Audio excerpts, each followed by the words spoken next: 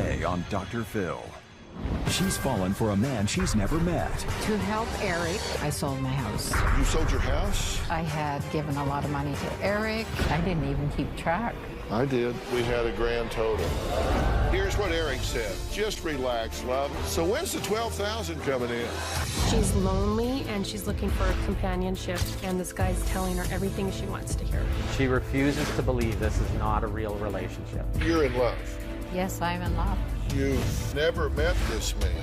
Now, a private investigator gets to the bottom of it. You will not believe what he found. If he's not for real, would you want to know it? We found the man who goes with the picture. Let's do it. Not a good show, everybody. Here we go. I hate to see people suffering, and you've hurt long enough. Stand by, Dr. Phill.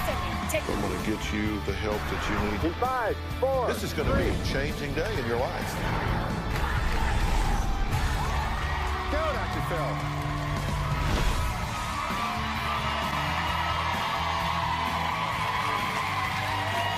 How you doing? How are y'all? Well, could you imagine, now think about this, having your mother come to visit and getting so angry with her that you pack up her bags, you put them on the doorstep, you call a cab, and you tell her to just get out? Well, I guess some of you would. Well, that's exactly what Kerry did to his 65-year-old mother, Gilda. Why? Because of these. I have over 100 receipts he says prove his mother, Gilda, sent tens of thousands of dollars to her online boyfriend, who he says she never met, and it just made him crazy. Kerry says his mother is acting like a teenager in heat.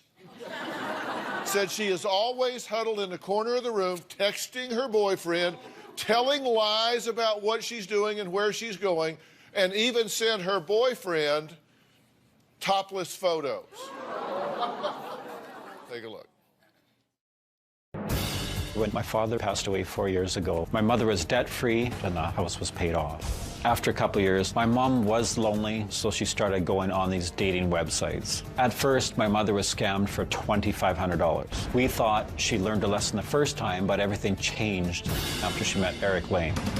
He's got a construction site, and that's really all I know about him. My mother has never spoken with Eric Lane on the phone, just texting. I'm definitely convinced he's a scammer. I would guess my mother has sent him approximately $150,000. Every time she sends him money, it seems like there's another excuse to send him more money. My mother would rather text than spend time with her grandchildren, and that ticks me off. My mother's financial situation appears to be in ruins now. My mother's credit cards were maxed out. She even went so far as to sell her house to send this guy more money. Right now, my mother's renting a 2-bedroom townhouse. In my eyes, she's on my dad's grave. Since she's met this catfish, Eric, almost everything is now gone. If my mother can't stop seeing this scammer, I don't want her to be around her grandkids. Well, Kerry's wife, Linda, says her mother-in-law even cut short spending time with her grandchildren so she could run to the bank and send money to her boyfriend. We actually warned Gilda about going on to dating sites because we heard that there were a lot of scams out there. We found out Gilda was sending money when Kerry's brother Paul logged onto her computer. We found all these transactions in an email.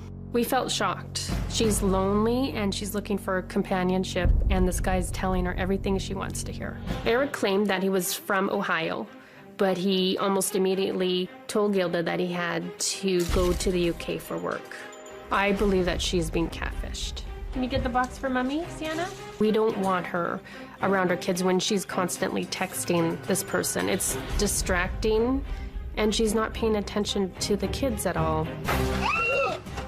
I told Gilda to take my kids' pictures off her Facebook page if she was going to be involved with what we thought was a scammer. I was concerned that my kids would be kidnapped or used in some way to get more money from her. My children are close to Gilda, and she is a good grandmother, but something has to change. My children miss their grandmother, and we want her back.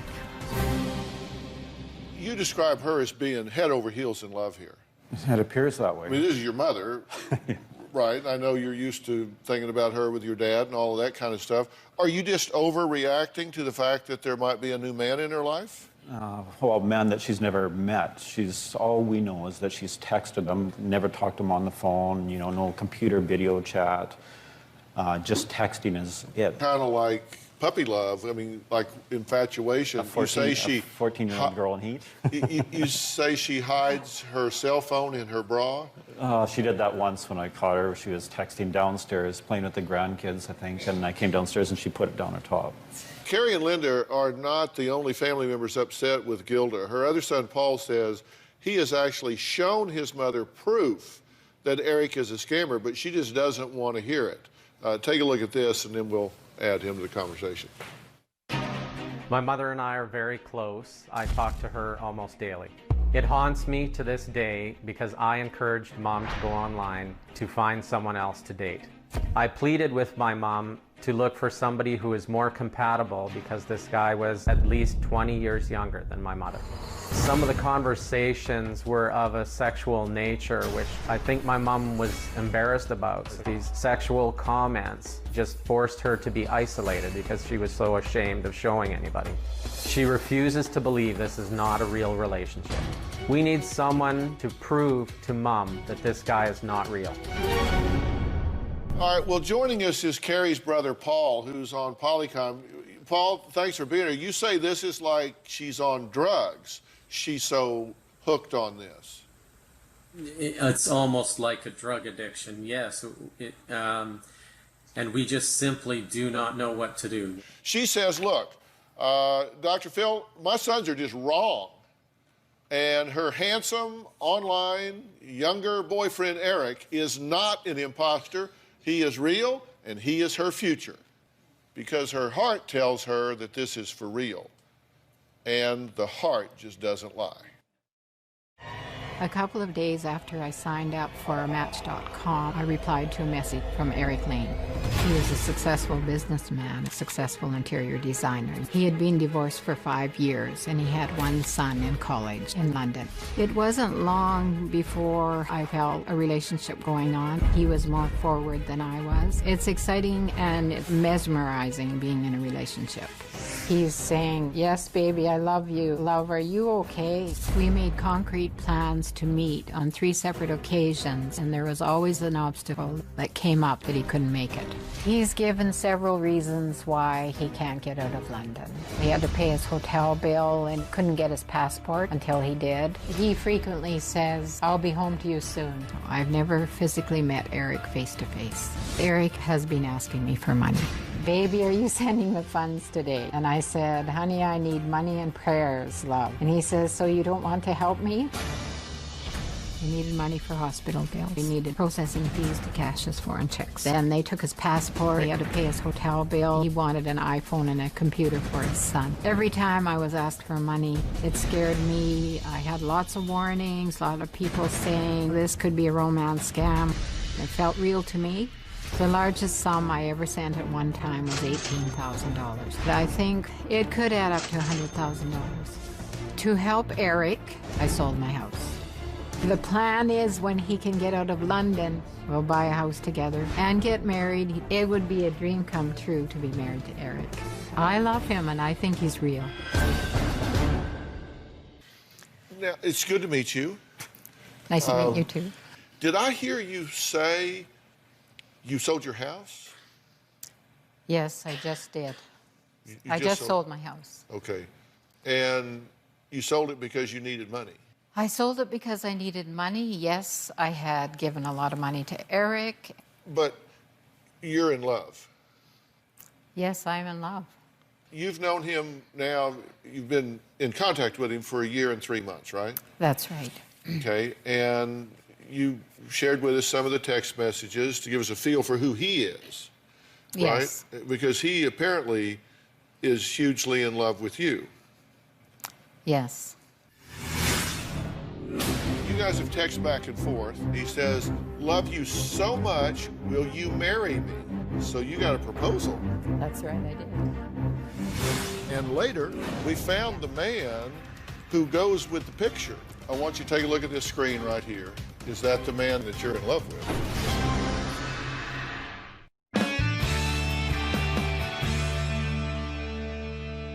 You guys have texted back and forth, and here's one. Eric says, I want to spend the rest of my life with you, and I want to hold you and kiss you and make love to you and wake up beside you every morning for the rest of my life. That's nice to hear. Yes, it is. You responded, I so want that too, love. You call him love? Yes, I do. And he says, I think it would be better if you allow your sexy... put your fingers in your ears. Yeah. Your sexy ass to get spanked. Gilda says, well, I've been waiting for this sexy man to be here so I can say, I'm yours, love. Thanks for your patience. He says, love you so much, will you marry me? And you say, I will marry you, love. I love you with all of my heart. That's right. So you got a proposal. That's right, I did. And you accepted. I did after talking for, well, practically every day. And here's what you know about him, because I kind of summarized it so I would know what you know about him. His name's Eric Lane. Right. Right? He's age 52. Gave you his home address. Married status, divorced for 6 years. Mm-hmm. He has a son, David Lane, who attends Chelsea Football School in London. Right. Family, at 18, his parents were killed in an accident. Yes. He's self-employed by Eric M. Enterprises. Schooling attended, he went to Denver East High School, so he's from Colorado. Yes. Denver East High School and Westwood College in Denver North. He's stuck in London, Scotland, or Ireland because his visa expired. And his bank won't allow him to access his money. Why won't they let him access it, by the way? It's foreign checks that there needs to be a processing fee of a certain cost in order to get the money out. But you sent him that money. I did. The money was for many different things. There's a reason that Eric needed money. And I made a list, and these, again, just bottom line. I know there's a story behind each one. To invest in a business, to pay his hotel bill, to pay his hospital bill, gifts for his son's school tuition. Just 1 month. Airline tickets. Yes. To buy a cell phone, to buy a computer, to eat, and processing fees in order to cash checks. Those are the reasons that you said, and going back through the history, the reasons that you sent him money. What were the airline tickets for? To come to Saskatoon from London. But he didn't come? No. Why not? He had always had a reason. The first time, he was wanting investment fees, and I finally did do that. And then I tried to wire a transfer to help with that so that he could come. The transfer didn't take 3 days. It took close to a month, so that means hotel bills for an extra month. Okay, if you were looking for a car and I had one to sell, would you buy it without ever seeing it? It totally depends on the situation. Does that mean you'd buy my car? But without seeing it it? depends. I went on Christian Mingle, Match.com, and Senior, and I put my picture up, my profile. I got 55 messages that same night, and I tried to message back to several people, and it ended up that I liked the profile and this man, his picture and everything, so I started messaging, yes. All right, one question before we go to break here. If he's not for real, and just go with me there for argument purposes, would you want to know it? I want to know the truth. You want to know the truth. Right. What, good or bad, you want to know the truth. I'm here for that. Next, just how much money has Gilda sent to Eric? We're going to break it all down, plus the threatening text that he sent to her. We'll be right back.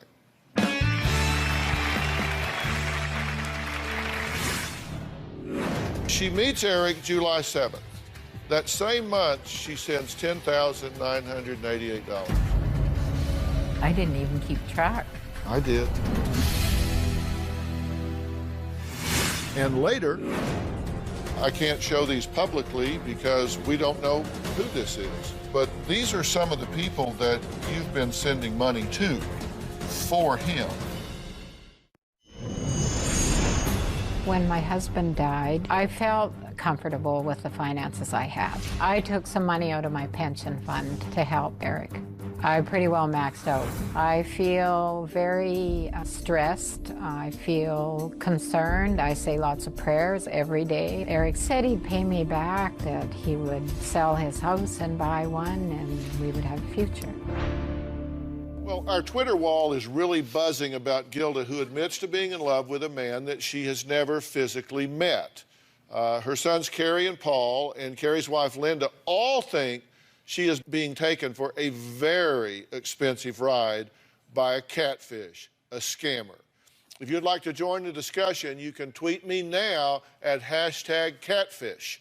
Now, Gilda admits to sending money to her online boyfriend, Eric, who is currently stuck in London after his visa expired and they took his passport. Let's look at some of the text between Gilda and Eric about money. Here's what Eric said. Love, it seems the wire transfer will take forever before it gets here. Gilda, I am so angry about it, I can't even think what to do anymore. I love you so much. Eric, love you more, baby. Gilda, I have done all I can except sell my home, love. For you, I would. Eric, no, love, I would never ask you to do such a thing. Did I tell you that I've only been eating once a day for the past 2 days? Gilda, look, I took all of my empty bottles back. I have $28 now for groceries this week. Going to have a garage sale and sell some items Paul and I don't need.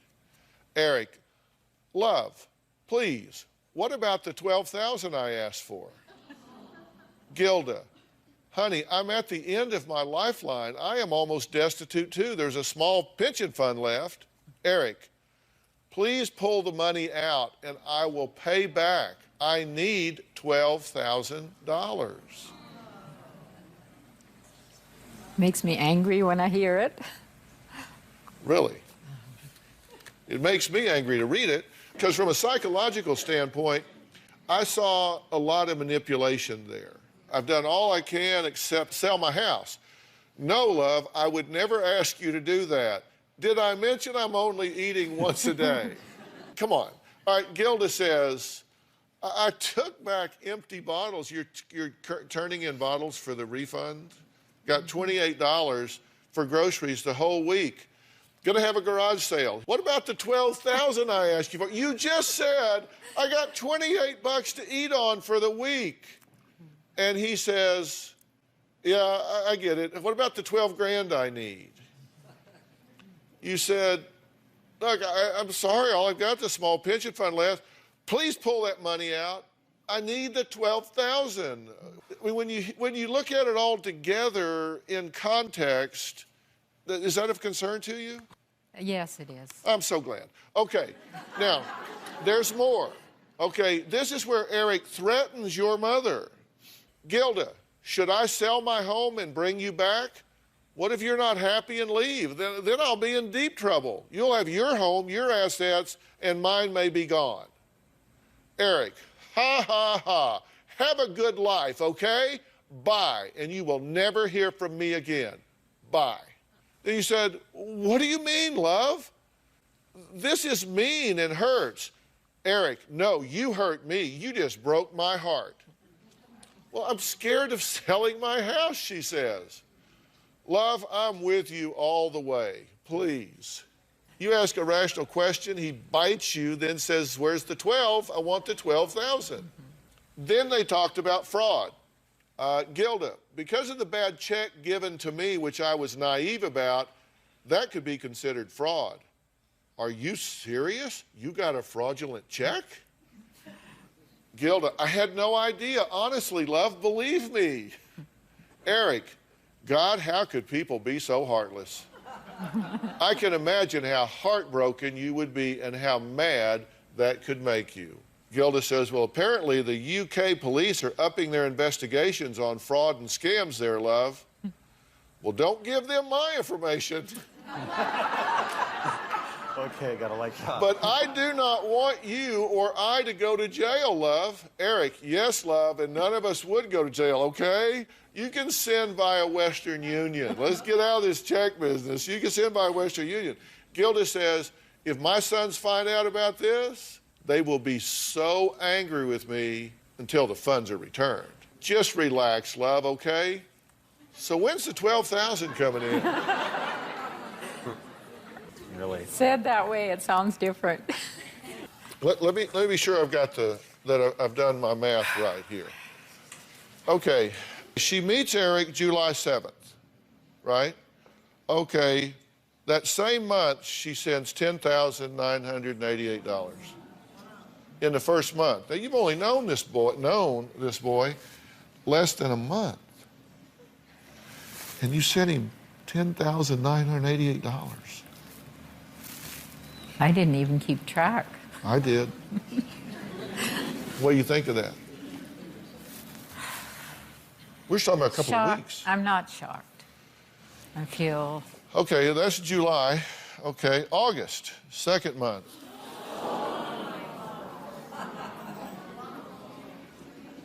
$41,178.46. September, $29,214.50. October, 10 grand, 854. November, 2,187.52. December, 3,000. January, 4,000. February, 3,190. Then we jump to June. Of course. Carrie, Paul? I don't know what to say. More Paul, than what do you have thought to say? I don't have words at the moment. She had promised me every day that she was not sending money. August, 27,120. Then there was additional money transfer of 9,398. And then we had a grand total. It's 50,000 more than I thought. Nice job. $191,950.48. That's in black and white. You've never met this man in person. You've never talked to him on the phone. So you're buying this deal. It's like you're not buying my car, you're buying the whole dealership. This is not an insubstantial amount of money to you, right? It's a lot of money. I just felt like relationship online, talking every day, there was someone there for me. And yes, the money was pressure, was upsetting. It seemed like I was just mesmerized and in love, and I couldn't, whenever he was in trouble, it just got my heart, and I couldn't seem to stop. And if he's real, then this is all coming back, right? It's all coming back, if he's real. If he's real. Right. Yeah.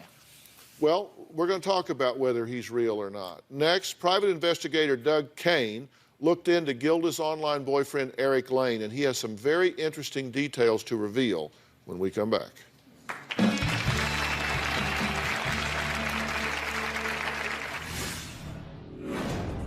I can't show these publicly because we don't know who this is. But these are some of the people that you've been sending money to for him.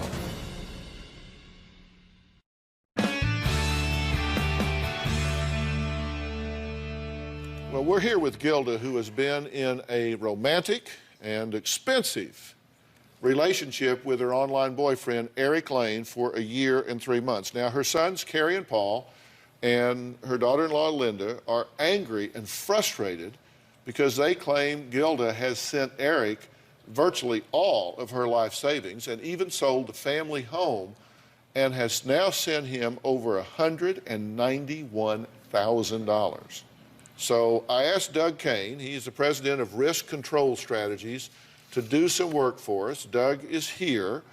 And now, prior to becoming a private investigator, Doug was a special agent with the FBI for 27 years conducting criminal investigations. So you have used databases and all different kinds of things to determine what's real and what's not about this person, true? Absolutely, Dr. Phill. All right. And let's take a look at what he has found so far. And you'll have to follow me along here. Now, after searching multiple databases for Eric Lane, that's the name, with the date of birth that he has given you, he did a lot of checking. He said, for example, that he went to East High School in Denver, right? Well, we've contacted them. They've gone through their transcripts. No record of Eric Lane. Never attended that school, correct? That's correct. Okay. You sent Eric money through a friend, Chris Mullins, 65 times. That name shows up on multiple dating sites with different pictures. The photo of Gilda's Eric showed up on several dating sites with different names. So you've got this picture of this man that you have fallen in love with. It shows up on all of these different websites. Eric Lane, James Simmons, George Buckner, Albert, Craig Murphy, and Melvin Stunt. Yeah, I don't know what to say here, Gilda. I mean, basically what has happened is you have fallen in love with an online identity. It is not an individual. This person doesn't exist. Now, Eric told Gilda that his son, David Lane, attends Chelsea Football School in London. There is a Chelsea Football Club in London. There's no Chelsea Football School, but there is a Chelsea Football Club. They have no David Lane listed on their roster, and there is no school. He only wanted you to text him through the internet. Why is that? Well, what you find here is he didn't want to have a real conversation with you. So he would go back and forth through the internet, which makes it much more difficult to track. I have some things I can show you. I can't show these publicly because we don't know who this is. But these are some of the people that you've been sending money to for him, and we're not showing them. But see, this is the Chris Mullins, Okay. and he's on all these scammer sites. Here he is again on a scam site. So tell me what's your reaction to what I've said so far. I wanted the truth, and I know my sons warned me and everybody warned me, but I just wanted to know for sure. Well, I don't want you to have any doubts. We're going to take a break. Eric gave Gilda his home address in Ohio. So naturally, Doug Kane checked that out. You will not believe what he found. Don't even get up and go to the bathroom. You are not going to believe what he found out. We'll be right back.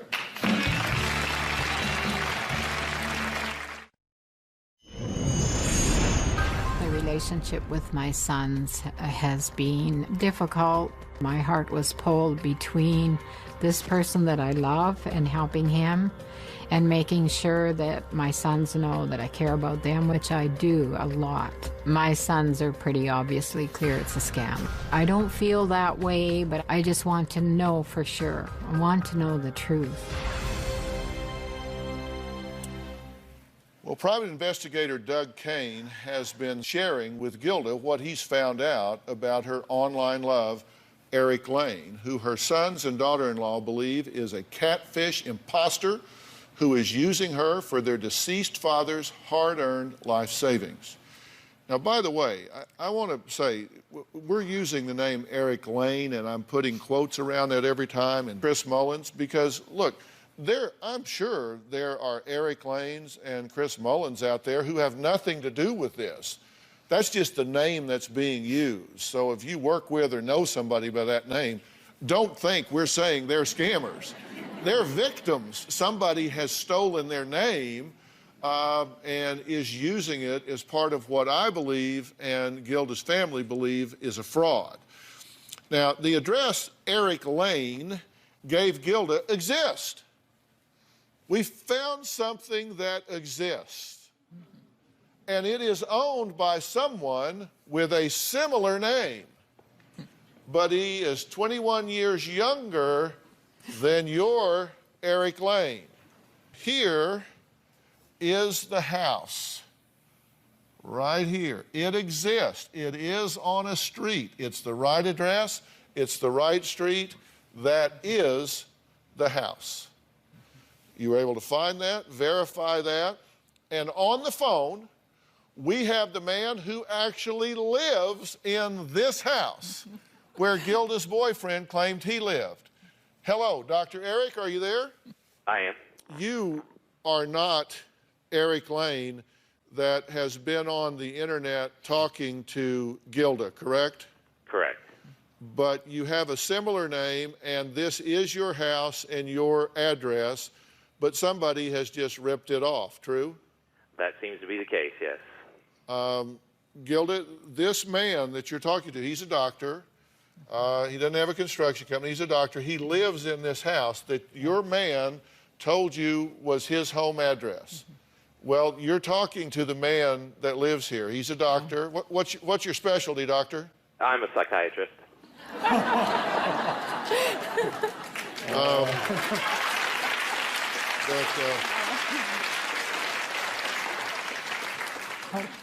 That irony is not lost here. I'm sure.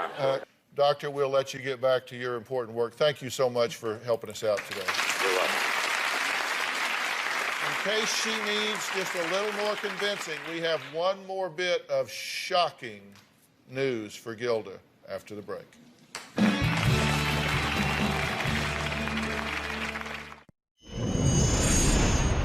I've only seen Eric on webcam at the very beginning of the relationship a few times.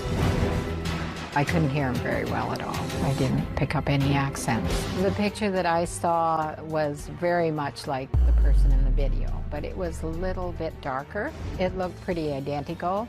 It felt like a real person to me. Well, you just heard Gilda say she spoke to her online boyfriend, Eric, on Skype, and that convinced her that he and their love were real. But you admit that that picture was pretty dark and grainy. And yes, it was. It was, you know, you could see the form and you could see the identity, but it was hard to hear. So you've never really seen him up close, face to face? No. Okay. Well, I want you to take a look at this screen right here. Is that the man that you talked to on Skype? It looks like it. Well, that certainly is the man that you're in love with. Yes, that's right. Your family said he didn't exist. He wasn't real. Now this is all confusing me. It's confusing because there he is. Yeah. Let me introduce you to attorney James Avery from Denver, Colorado. James, hello. Hello, Dr. Phill. Hello, Gilda. This is the man right here. This is an attorney from Denver, Colorado. Okay. This is the picture that has been ripped off by the person telling you he is Eric Lane. Let me ask you, has your name ever been Eric Lane? No, obviously it's not. James, do you know anyone named Eric Lane? No, this all is very new to me. I'm seeing it for the first time. And you obviously have nothing to do with this whatsoever. Somebody saw your picture, they ripped it off and started using it and putting it out there on the internet. It's shocking, but obviously true. So you say you're confused. We found the man who goes with the picture. Exactly, yes. James, I'm very sorry that they jacked your picture, but at least now you know it, so you can be scanning for that sort of thing. And you're very kind to take time out of your day as a professional to sit down and have this conversation with Gilda. I think it helps her so much to see the man behind the picture and to know that it's not the person that he's purported to be. Has this been a help to you? Yes. All right, thank you so much. We appreciate it. Thank you. Good luck, Gilda. Next, I'll tell you how to figure out if you are being baited by a catfish. We'll be right back.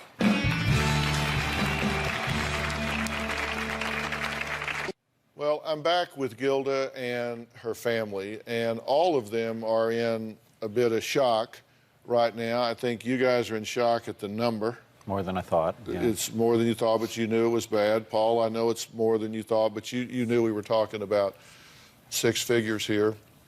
And Gilda, Yes. we've shared a lot of information with you. I'll tell you why this is so important to me, is you clearly deserve to have a relationship. You clearly deserve to have someone to share your life with. And whoever is doing this has stolen 15 months of your life. And when you could have been meeting and going through the normal evolution and finding someone that you could share experiences with in your life. And that's the tragedy. He's taken your money, he's taken your time, he's broken your heart. But are you glad to know the truth? I've wanted to know the truth for some time, and I guess I came from a world of trust, and I just couldn't believe it had happened to me. Okay, let me ask you straight up. Look me in the eye. Do you believe and understand that there is no Eric Lane? Yes, I do. No doubt, no question, we're clear. It's clear to me, and I wanted to be here for the truth. Okay, have we done our job here? Yes, of course. Thank you. You good? Thank Paul, you. we good? I do worry that she might continue to text, but we'll try to be there. Well, we're going to unplug. He's going to have a hard time finding her because everything should change after you two get a chance to vent a little with this guy, which I think would be interesting. And listen, there are warning signs to tell if you are being baited by a catfish, and one is dumb date data. The physical description should match the photos. And if you see professional photos, that's a red flag. I mean, if it's a glam photo, they've ripped it off from some modeling site somewhere. Look for spelling and grammar fail. So many of these folks don't speak English as a first language. If they're derailing you from a dating site, saying, okay, let's get off of this site, it's just you and me, let's get over to the side. They get too serious too soon, they ask a lot of questions. They're fake book fakers, and realize you are not an ATM machine. If you were glued to today's show, stay tuned for tomorrow's episode where we are going to confront a real-life catfish who will actually be here in studio sitting on this stage. We found one, we caught one, we reeled him in.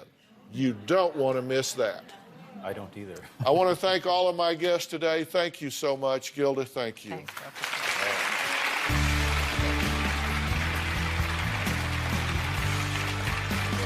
Great job. Thank you.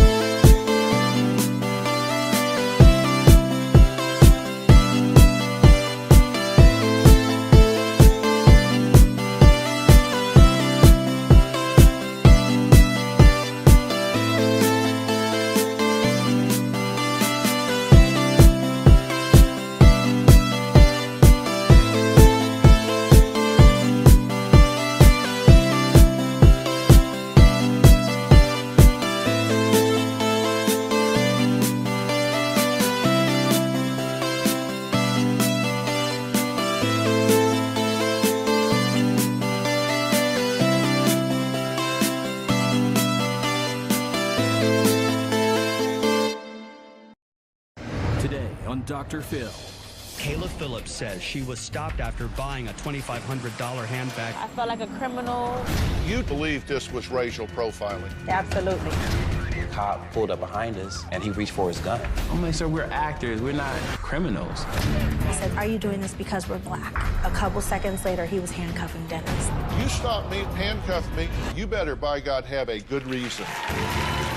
Let's do it. Have a good show, everybody. Here we go. I hate to see people suffering, and you've heard long enough. Stand by, Dr. Phill. I'm going to get you the help that you need. In 5, 4, This is going to be a changing day in your life. Go, Dr. Phill.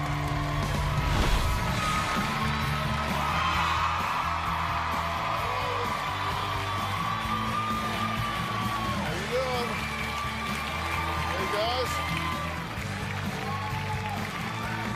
Thank you very much. Thank you very much.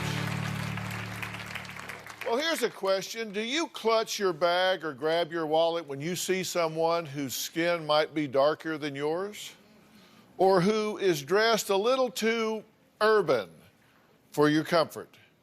Do you look sideways at fellow flyers who appear to be of a different descent if you're on an airline? Well, it's all about two words today that many argue are behind the most humiliating and outrageous headlines in the news recently. We're talking about racial profiling. Now, I bet if I ask everyone in the audience and viewers at home who are watching and tweeting right now what they think of this term, I might get the politically correct response. It shouldn't happen. But is that how you really feel? Or do you secretly profile on a daily basis? All I know is some very high-profile stores are under fire right now for incidents involving shoppers of a certain race. Take a look. Some are calling it the shop and frisk scandal. Two giant names in upscale retail, both rocked by allegations of racial profiling. African-American shoppers being treated with suspicion. Treated like shoplifters, they say, because of their skin color.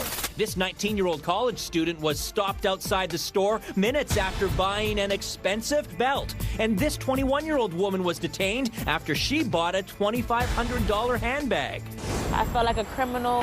Hollywood actor Robert Brown bought a $1,300 watch inside the iconic Macy's store. After he made the purchase, he says he was surrounded by undercover cops. All I kept hearing was, it's a fake card, you're going to jail. The allegations are echoes of Oprah Winfrey's recent run-in at an upscale boutique in Switzerland. She says she was the victim of racial profiling when a shop clerk refused to show her a $38,000 Tom Ford handbag. You should be able to go in a store looking like whatever you look like and say, I'd like to see this. After the George Zimmerman verdict, President Obama referred to the shopping while black phenomenon. There are very few African-American men in this country who haven't had the experience of being followed when they were shopping in a department store. That includes me. We have viewers on Polycom who can't wait to weigh in, and Twitter is on fire with comments already, and we just started the show.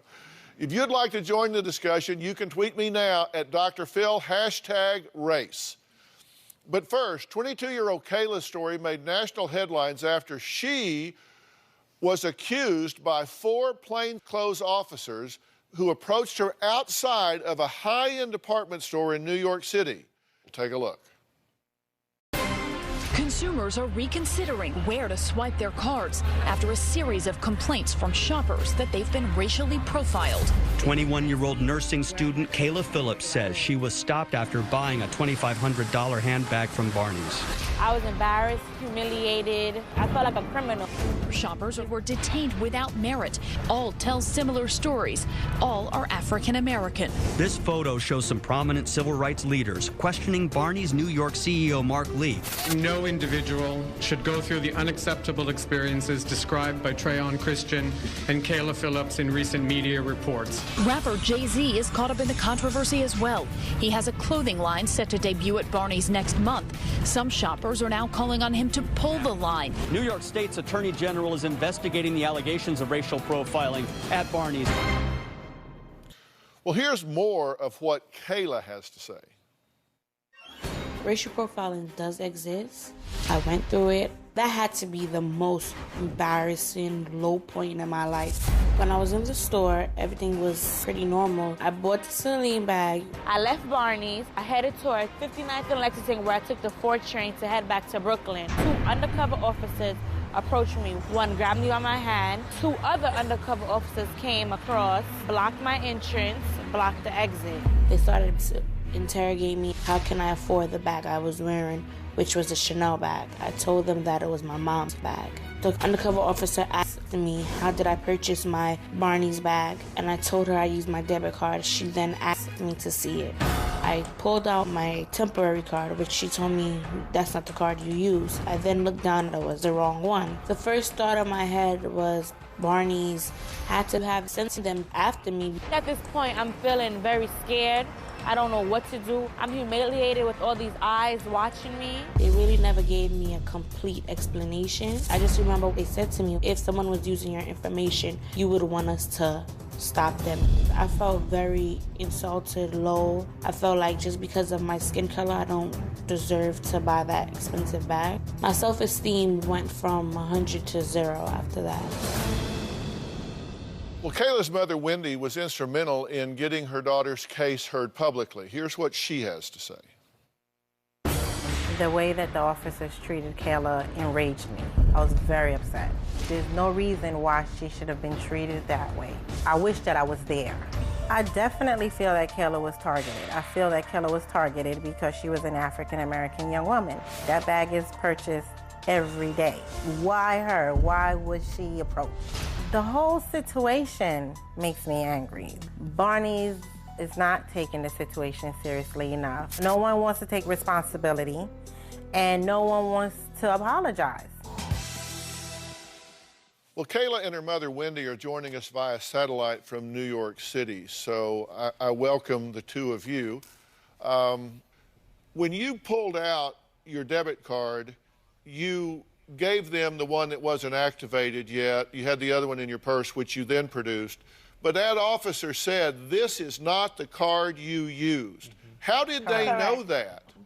How did they know that if they weren't in the store watching on the cameras or involved with Barney's internal security? How did they know that wasn't the card you used? Exactly. That's what I want to know, Dr. Phill, because, you know, I didn't see any of those 4 undercover officers in Barney's with me or around me while I was making my purchase. All right, Wendy, you called security at Barney's. Were they apologetic? Did they know anything about it? What was their attitude? Pretty much their attitude was that they had no involvement in the incident. So, you know, I'm to take it up with NYPD. You two believe clearly that this was racial profiling, correct? Absolutely. Yes. Well, I want to add someone to the conversation here. Former national chairman of the conservative black think tank and author of Random Rants, Michael Massey, says he does not believe there is a pandemic of racial profiling. Michael, what do you mean nobody in their right mind would racially profile in 2013? At the mere suggestion, hint, or possibility that someone has been detained or looked at based on race, color of skin, triggers a series of events that no business owner, no police department in their right mind wants to go through. I spent 20 years on LAPD from 1980 to 2000, and I appreciate this gentleman's perspective, but what he has not been is a police officer. And so I can tell you without a doubt that officers routinely stop people and manufacture PC to fit the circumstance. And that's exactly what happened in this instance. I am not talking about something anecdotally. I'm not talking about something that I've heard. I'm talking about something that I've been a witness to and a victim of as a police officer and as a black woman. Well, first of all, but let me say this, and I just have to say this. Every barrel can have some bad apples. There's no question about it. And I've got to tell you, I think in large part, these are very dedicated, sincere men and women who put themselves in harm's way and stand in the gap for all of us, and I appreciate them. Now, the audience has a chance to participate in the show via audience polling response system. Remember that all results are anonymous, so you can answer this question honestly. It's under your chair, and here's the question. Do you feel Kayla was a victim of racial profiling? And it's A, yes, and B, no. Okay, here's the response. 78% say yes, she was profiled, and 22% say no. So most of you feel that she was profiled. Now, we have a full statement from Barney's New York on our website on drphil.com. All right, we've got to move on. I want to thank Kayla and Wendy for helping with the story. I think it raises awareness and makes people think about this. Next, you're going to remember my next guest is the best friend of the popular 80s TV character Punky Brewster. You're going to find out why she and her boyfriend were handcuffed and searched by a police officer after they say they were accused of illegally picking cotton. We'll be right back.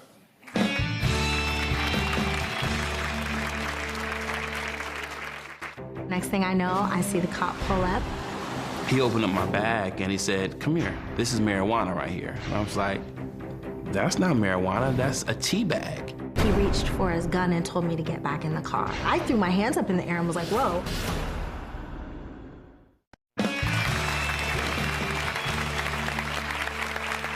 This former child star and her actor boyfriend recently made headlines after they say a weekend getaway down south ended up with them being harassed by a police officer, handcuffed and falsely accused of having drugs and illegally picking cotton.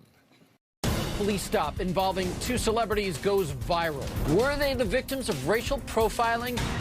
They were on a romantic getaway when a sightseeing stop led to some very unwelcome attention from the police. Johnson and White say they were improperly stopped by police, put in handcuffs, and harshly questioned about drugs and money. They claimed the incident took place because of their race. I have to ask, when all of this was happening, was there a point where you said, okay, we're being profiled here? I actually asked him when I was still seated in the car after he told me that I did not have a warrant for my arrest, and he started asking me about drugs for the third time. I said, "Are you doing this because we're black?" And the next thing I knew, he was handcuffing Dennis. Here's more of what Cherry and Dennis have to say. Dennis and I were definitely racially profiled by the police in South Carolina. We were driving to Myrtle Beach for a vacation. We taught acting class the previous day, and then we saw cotton fields. Cherry has never seen cotton fields before, so I obliged her. We pulled over. Next thing I know, I see the cop pull up. I walked up to the officer and I said, "Hey, I just wanted to pull over and take some pictures." Well, he reached for his gun and told me to get back in the car. I threw my hands up in the air and was like, whoa. Told us to sit in the car. He checked my license. He came back, pulled me out the car. He left me, went and talked to her. I said, "Excuse me, are you doing this because we're black?" It was like that look that your father gives you when you know that you've done something wrong. That was the look he gave me for asking the question. Moments later, I saw him putting on gloves and he was handcuffing Dennis. I'm like, "Why are you handcuffing me?" He said, "Because I can." So he pulled her out the car. He said, "What's your probable cause?" He said, "You might have a dead body in the car." I'm like, "Sir, we're actors, we're not criminals." I asked, "Why are you handcuffing me?" He told me, "I'm handcuffing you for my safety." At that point, I didn't have any rights. I felt emasculated because I couldn't protect her. I think that when he initially stopped us, he was hoping to find something, and when he didn't, he was trying to trip us up so that he could justify the predicament he put us in, but to no avail. He said, "I can arrest you guys for trespassing and petty larceny." Like, petty larceny? You guys stole cotton. Like, we didn't steal any cotton. He opened up my bag and he said, "Come here, this is marijuana right here." And I was like, "That's not marijuana, that's a tea bag." So he's like, "Well, I have ways of testing it." I was like, "Well, do as you will." So he smells it and he said, "Oh yeah, it is tea." I'm like, "Duh." He tried to provoke us to the very end. I put my hand up so that he could unhandcuff my right arm, and he got right in my personal space in my face and stared at me. I was upset, angry, and hurt. I felt totally helpless. We were on the side of the road for about an hour in handcuffs, so we were definitely guilty until proven innocent. Okay, well, I'm glad y'all are here. I wish we were talking about something different. But Me too. I'm glad you're here. And it scares me that you guys are in the middle of nowhere. And somebody is stopping you. Well, they didn't even stop you. You were stopped and taking pictures and looking around, right? Yes. Yeah, we stopped because my oil light came on a rental car, and she's never seen cotton. So I grew up in North Carolina, so like I've seen it all the time. So we went to take pictures, and we stopped. We was there for about 5 to 7 minutes, walking back to the car. The cop pulled up behind us, and he reached for his gun. And she put her hands up. We got in the car. He started asking us questions, you know, where are we going? Where are we from? He asked me, how do I know her? How long have we been dating? You know, and it was just, I feel like he was trying to bait me to do something unnecessary. But I was very respectful because I knew we didn't do anything wrong. We went back to the car, took her driver's license, came back and said she had a warrant for her arrest. And I told him, I don't have a warrant for my arrest. I've never done anything wrong. He went back to his car. He came back and said, you don't have a warrant for your arrest. I looked at him and said, I know. And then he asked me to get out of the car. He took me in the front of the car, and he started asking me, well, do you have marijuana? Because if you do, I'll write you a citation, and I'll let you go. I said, no, I don't have drugs. Then he went on to ask me if I had cocaine. Then he asked me if I had crack. And he asked me if I had any other sort of drugs. And I said, no, sir, I might have a Midol. I don't have anything else. He told me I could go back and get in the car. And that's when everything turned for the worse. I looked at him and I said, sir, can I ask you a question? And he said, yes. I said, I come from a cop family. My aunt's a cop, my uncle's a cop, my little brother's a police officer. I don't understand why you're doing this. Are you doing this because we're black? He tapped on the window and walked in the back of the car. I turned around and looked, and he was putting on black leather gloves. A couple seconds later, he was handcuffing Dennis. It was hard for me because, I mean, I'm black, I'm a young black male. I've been racially profiled before, but it was a different story in this situation because I felt responsible for her. I can just tell you from a psychological perspective, the last thing you want to do is challenge the authority of someone that has authority and a gun. Yes. Discretion's the better part of valor. Yeah. Trust me, you did exactly the right thing. But all right, we got to take a quick break. Dennis says he does feel emasculated as a result of his alleged racial profiling experience, but we're going to talk to one critic who claims Dennis and Cherry were not racially profiled. They do not understand what is involved in police work. We'll be right back.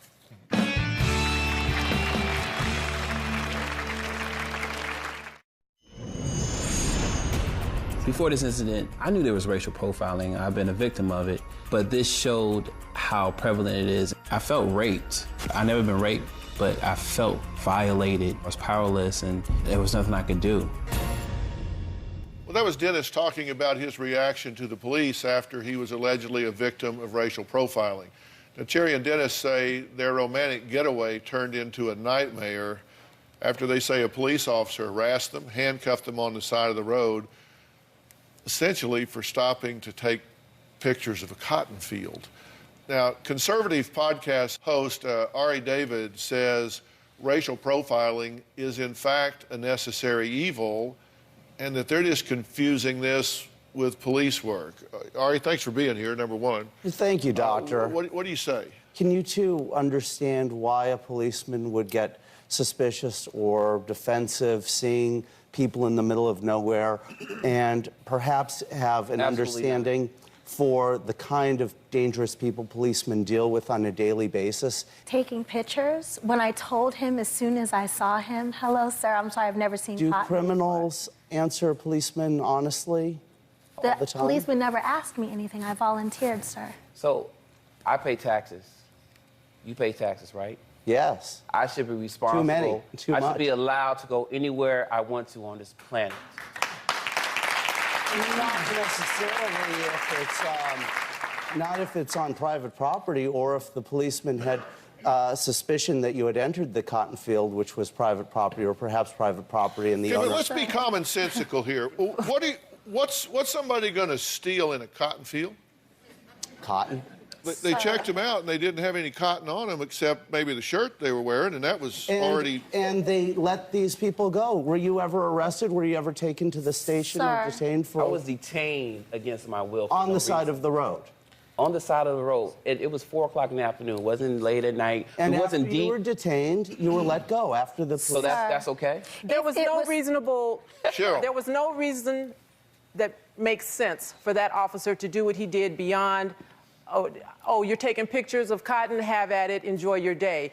Most people don't understand that when an officer stops you, we respect authority. And so when an officer stops you and says, I want to engage you in a conversation, you do for a moment. But then when that conversation becomes, how long have you known her, where are you going, what color underwear are you wearing, now you're out of line. But I can't, as a civilian, go there with an officer. I'm required to answer those questions because in LA, we have a thing called contempt of cop. And if you don't go along with what they're saying and what they're doing, then they will do exactly what this officer was trying to do, which was create that PC that I've been talking about, because you have got to have PC. He didn't stop them because of a traffic violation, which then caused him to ask a litany of other questions. He came upon them in the midst of doing what they were doing legally, lawfully, and reasonably. And then he tried to create a situation. And understand, young man, that you did exactly what you were supposed to have done. Because had you done anything different, I promise you, you would have gone to jail that night. Yeah. Okay, now when you say PC, you mean probable cause. Probable cause. You must have probable cause. And I don't get to, as a police officer, just cuff people because you scare me. That's why I go to a police academy and get training for 6 months. That's why I spent 18 months in the field with a training officer who teaches me how to conduct myself. So I don't get to just look at you and say, you scare me, and now I want to put you in handcuffs. See, we've been conditioned to think that if you don't go to jail, woo, you got off safely. You did. But anytime you've been detained incorrectly is wrong. Ari, I'm sorry, but you stopped me alongside the road, handcuffed me and detained me for an hour. You better, by God, have a good attorney and a good reason. All right, we reached out to the Marion County Sheriff's Department several times. As of tape time, they were unable to give us a statement. I want the audience to participate in the show, as I said. I want you to pick up your response device. Do you feel that Cherry and Dennis are being too sensitive about their experience in South Carolina? 87% no. They do not feel you are being too sensitive about your situation. And he didn't vote, so he's not in the 13%. All right. All right. We're going to talk to a former minor league baseball player who was shot point blank in the chest in his parents' driveway, and he survived. He claimed to have been a victim of racial profiling and sued. You may be surprised what happens next. We're going to add him to the conversation and hear more from these folks as well. We'll be right back.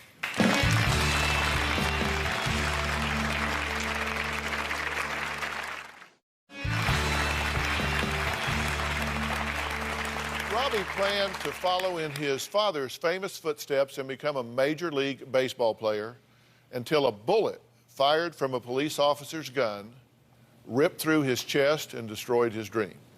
Now, the shooting happened in his parents' driveway in an affluent neighborhood in Texas. Not only did it make headlines, but it also enraged a nation. It was a bizarre series of events. He didn't even put on his lights. 20-year-old Anthony Cooper says he and Robert Tolan were driving home from Jack in the Box around 2:30 this morning. A policeman approached them in his driveway. He came with us with a gun. It was a Bel Air PD sergeant, 10 years on the force, and apparently convinced he was staring at two suspects getting out of a stolen SUV. The vehicle, it turned out not to be stolen. Why they thought it was stolen, how they got a stolen report, I'm not clear yet. The SUV wasn't stolen, and when the victim's mom came outside, there was confusion and an argument. While he's on the ground, he goes in and say, "What are you doing with my mom?" Bam. It appears up to 3 shots were fired by that single sergeant in rapid succession. 2 hit the house. 1 hit 23-year-old Robert Tolan, son of former pro ball player Bobby Tolan. He was trying to pursue a career in baseball like I did. Robbie and his parents feel like they were treated like criminals simply because of the color of their skin. The officer approached us as we were approaching the front door. He just came out of the darkness with a gun and flashlight drawn. Did not announce himself, told us to get on the ground. We didn't do anything, so we're like, you know, get on the ground for what? And he said, I'm not going to say it again, get on the ground. We were right in the kitchen. We were in our pajamas. Then we heard Robbie say, "What are you talking about? That's my car." We both went to the door. I think my husband went out the door first. I went outside to see why they were arguing, and when I opened up the door, I was blinded by the flashlight. No one said, "This is the police." I heard Robbie say, they say I stole a car. My dad said, no, that has to be a mistake. That's my son, that's his car, this is our house. At that point, the officer walked my dad over at gunpoint to search him. He made me put my hands up and spread eagle. And then he asked me if I had any weapons on me. I said, no, I don't have any weapons. Once my mom saw things were taking a turn for the worse, she started to be a little more vocal. I said, this is a big mistake. And then the next thing I heard someone come behind me and say, get against the wall. Another officer walked over to my mom and grabbed her and threw her up against the garage door. I wasn't too happy about seeing my mom treated like that. I pushed myself up and turned around and I said, get your hands off my mom. After that, the officer didn't say a word. He just drew his gun and shot me. I stayed in the hospital about a month. The officer that shot my son was indicted, and we went to trial, and then he was acquitted. I was mad as hell. You have several errors in judgment that led to me being shot and, fighting for my life, and the people responsible weren't held accountable. So they approached you, as it turns out, because they thought you had stolen a car. Mm-hmm. And whose car was it? It's mine. It was your car? Yes, my name was on it. Yeah, Mm-hmm. and apparently they had put in a wrong ID number or vehicle identification number? I think, as it turned out, they put one wrong digit in. And it came up stolen? Came up stolen. But it wasn't. Now, you two, you come out because why? What caused you to come out of the house? Well, I heard Robbie say, this is my car. And I thought he was talking to Anthony, like Anthony went to use the car and go someplace else. So I came out the house to break up their little argument, him and Anthony. And when I came out the house, a cop, I didn't know he was a cop either. He didn't identify himself. I came out and Robbie said, they said we stole a car. I said, this is my house, this is my son, it's his car. I got the flashlight in my face, and he points me, takes me at gunpoint to my Suburban in the driveway. And then he makes me spread eagle and asks me, do I have any weapons? And I'm looking to my right, because he's on my right side. The next thing I heard was a gunshot. And then he forced me by taking me over to a police car and put me in the back of this police car. Okay. And where were you when this was happening? When the boys were on the ground, Bobby was spread eagle against the Suburban, I was talking to that officer that had the gun pointed at them. And I really felt at that time like they were just harassing them because they were black. And I said, this is a terrible mistake. We've lived here 15 years. And I felt they knew us. We were only blacks on our block. They knew who we were. The black population in Bel Air is less than 2%. So They know where the blacks they know where the blacks live in the neighborhood. We weren't hiding. We have black people at our house. We're black. We go to the grocery store.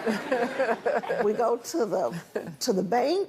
We jog in our neighborhood. We do the same thing everybody else does. They knew who we were. He'd had that car 4 years. And I was not arrested. I'm glad you made that point. I was not arrested. But I was shot. I have lasting effects. And for you to tell me to get over it, it's I'm insulting. not telling you to get over I'm speaking. it. You were shot. You told them to get over it. They weren't shot. You said you would It does get over not it and matter. move on. It doesn't matter to the degree of racial profiling. Racial profiling is racial profiling. The comments you made are ignorant and insulting. I don't think you were racially profiled. You don't think I was racially profiled? Robbie is not only carrying the bullet lodged in his liver to this day because they can't remove it because it's just too high risk. He's also carrying anxiety and anger. That's not a good combination. We're going to talk about this and more when we come back.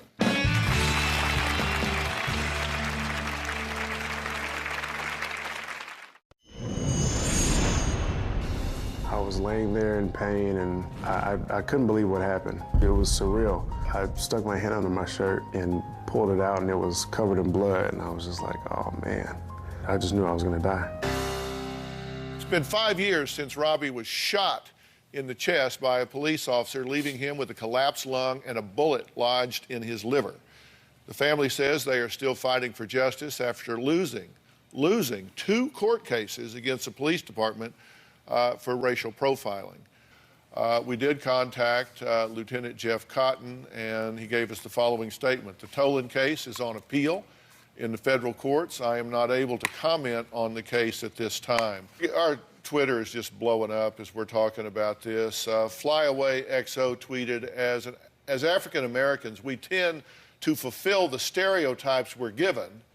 Then we want to get mad at these things. Shalina, are you there? Yes, I'm here. Hi, Phil. Hi, how are you? Now, you're the one that sent the tweet, right? Right. All right, tell me what you mean. First of all, I want to start out by saying I'm sorry, and I'm hurt by what decent African Americans have to go through due to the batch of African Americans that act ignorant. By that tweet, I mean we have this batch of African Americans who steal, who promote, stealing, doing drugs, selling cocaine, shooting. Look at Chicago.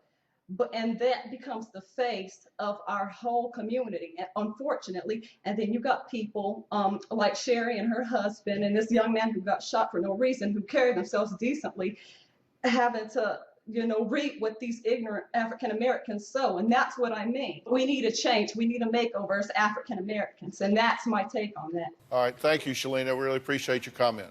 Is it possible that this was just really bad police work?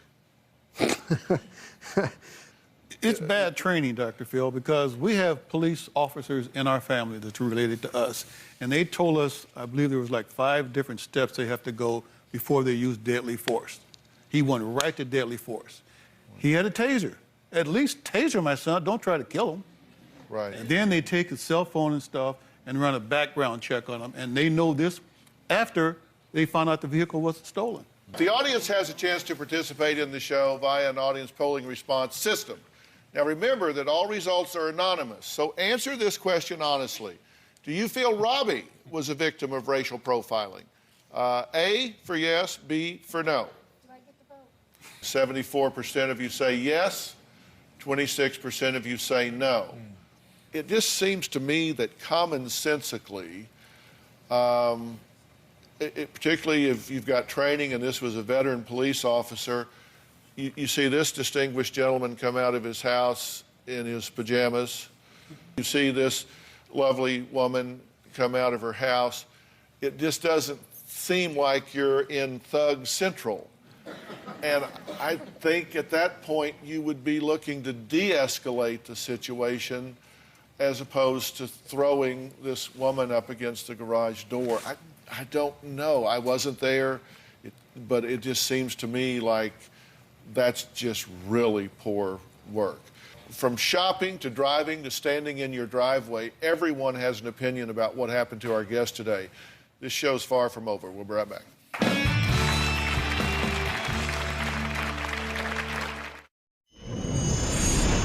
I've seen an African American walk in a store and be targeted because of the color of their skin. I've watched them be followed. We are ignorant to believe that targeting race over criminality and behaviors is effective, because it's not. I think it should be called behavioral profiling more than racial profiling. I worked in retail many years. We were actually told to watch for rich-looking white women with extra large purses. So that's not necessarily racial profiling as much as it is behavioral profiling. My take on it is that African Americans are responsible for the racial profiling going on right now in America. I believe that if we conducted ourselves like legit Americans, like logical Americans, like Americans who had some sort of an education, maybe a lot more people would feel safe around us. Okay, as I say, we've been getting lots of tweets, and we're talking about racial profiling. Janet Pfeiffer 1 here says, stats don't lie. More crimes are committed by certain groups than others. Stop committing crimes, and the reputation improves. And we've got Healed Hearts here, says racial profiling definitely exists, although some would justify by saying it was a cop doing their job. So it's just interesting to me when you look at these. At Eating to Heaven says racial profiling is critical in law enforcement and too often abused. We can keep going. After 9/11, I started looking at people from the Middle East differently. I hate that. I was never like that before. That's from @Tina M. Cummings. Marion Greer says racial profiling is flawed, but it is a good deterrent to crime. So she actually thinks this is a necessary evil that we live with. Polychick AM tweeted, bad guys come in all colors. If anyone of any race is acting strange, better safe than sorry beats the PC version, just sorry. So this is Anne Marie. Anne Marie, tell me a little more about what you mean here. Crazy comes in all colors. If I were walking down a dark alley, I don't know why I would ever be doing that, and I saw you, Dr. Phill, I would assess the situation. Why is Dr. Phill in a dark alley? Is this safe for me? I probably, no offense, I would probably turn around. You can't be too safe in America 2013. Everyone has the potential of hurting you. Now, you say you worked in a department store, right? I did, back in my single mom days, yes. And they told you to look for exactly the opposite. They told you to watch affluent-looking white women with big bags. Yeah, and I mean, of course, almost everyone in the store I worked in looked exactly like that. And but I guess statistically, a lot of bored rich housewives were doing the 5-finger discount thing. Gotcha. All right, earlier we spoke about Kayla's case against Barney's. Criminal and civil attorney Kareem Vessup is representing Kayla. Kareem, what can you add to this? The one thing I would caution people when they take a position about racial profiling is to first realize that it's all about the assumptions that people make about others. We all make assumptions, but when your behavior then is dictated by your assumptions, that's when we run into the risk of having excesses like what happened with Kayla and all of the victims that have been on the show today. And that's the concern. You know, one of the things that I'm concerned about and that I've spent time studying over the years is something that's referred to as hidden bias or implicit bias. This is a mental attitude towards a person, thing, or a group that a person holds at an unconscious level. And think about this. This is often at variance with consciously held or expressed beliefs, and it may result in unintended discrimination. So what I mean is there are people that will say, no, I don't like that, don't want bias, don't want profiling, don't want this or that. But there is a mental residue at an unconscious level that causes there to be, to treat people differently. For example, one study shows that if you were interviewing applicants for a job, white interviewers tended to sit further away from black applicants than non-black applicants. And those interviews tended to be 25% shorter. We'll be right back.